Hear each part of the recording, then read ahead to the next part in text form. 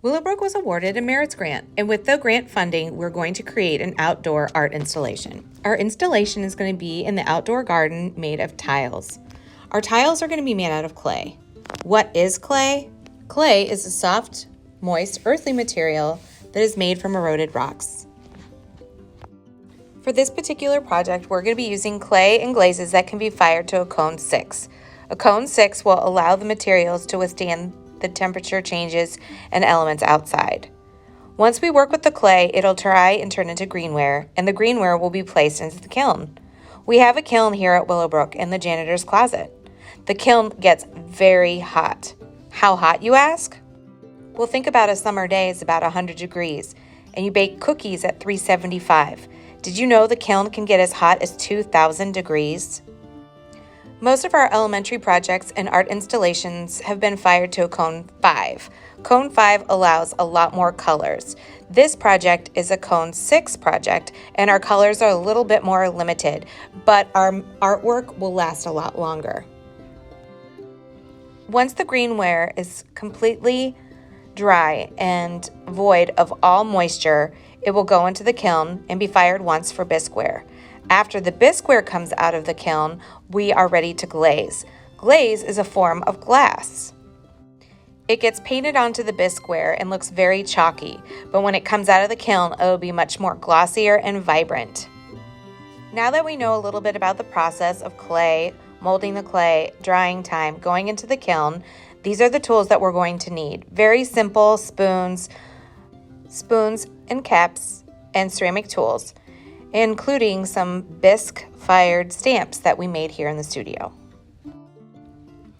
Some things to remember and think about is to continue to pick up the clay from the canvas.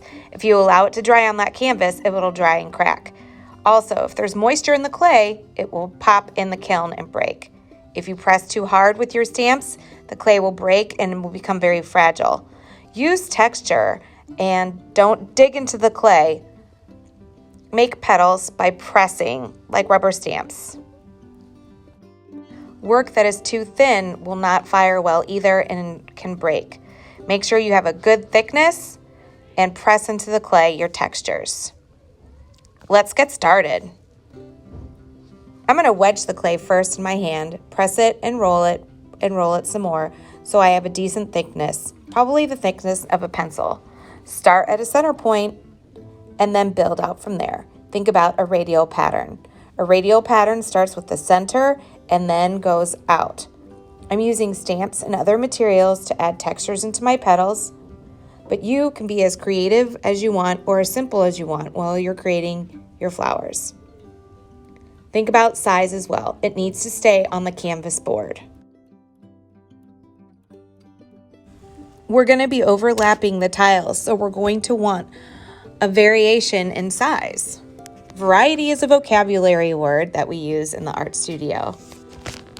When you're done with your flower and you have a good radial pattern that's symmetrical on all sides, you're going to want to cut the edges off or out and round them and soften them with your fingers so there's no sharp edges after it comes out of the kiln. No matter what the size of your tile, you should be able to pick it up off of the canvas without it breaking or falling apart. If it's falling apart, it could be too dry, it could be too thin. Troubleshoot and figure out what the problem might be. So again, we're going to take that clay, wedge the clay, roll out the clay like a sugar cookie, find that center point, and radiate out. Now you're making flowers, so they don't have to be perfect. Try using the different tools and see what textures and indentations you like best. Here I have a spoon, but we've used popsicle sticks as well. Cut out that piece and then soften and press the edges. There's so many fun tools in the room, it's hard to decide which way to go. It might be easier for you to have a sketch to go from, but here I'm using the handle of one of the tools, started with a small center point, and radiate out. Trying to keep my flower as symmetrical as possible and as circular as possible, but we're not looking for perfection. After I have all the indentations, I'm going to cut that excess clay off, pick the tile up off of my canvas board, and soften the edges with my fingers. I'm using some of the tools to add textures to the petals. That texture and those indentations will have more glaze in them and give the tile more value.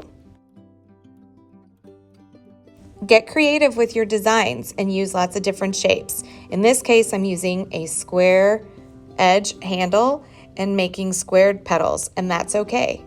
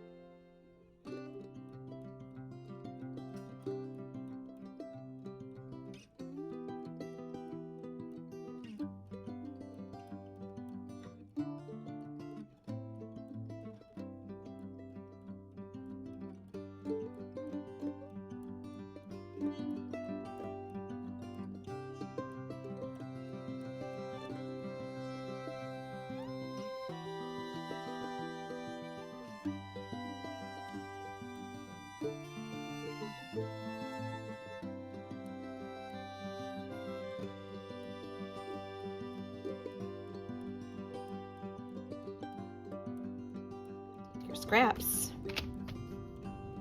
Roll. Let's see. Wedge, wedge, wedge, wedge, wedge.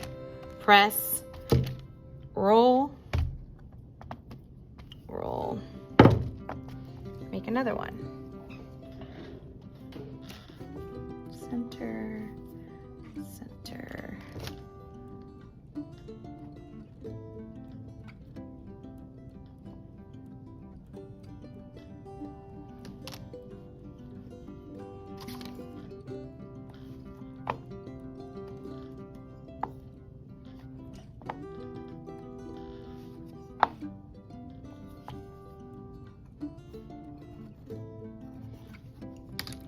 It might be easier to use one of these sharper tools and just cut, pressing into the clay.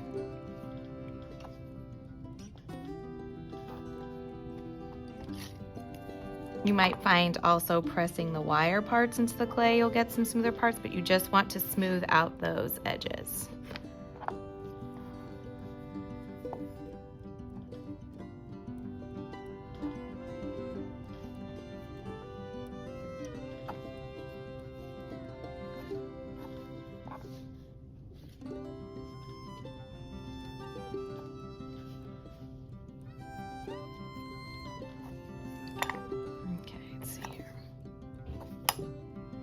Clean it up, pinch.